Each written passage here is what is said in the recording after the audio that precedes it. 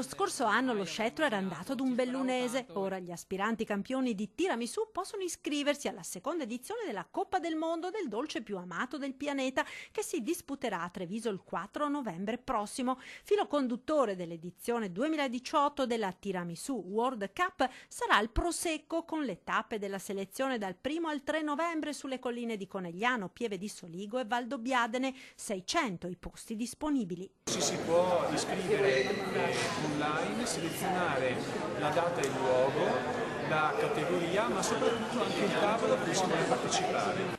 Al di là della disputa sulla paternità del dessert più apprezzato, il Veneto punta anche sulle eccellenze enogastronomiche per rilanciare un'offerta turistica che nell'ultimo anno ha visto crescere sempre più il numero di persone che scelgono la nostra regione. I turisti, o meglio i viaggiatori che scelgono la nostra località, lo fanno fermandosi sul nostro territorio.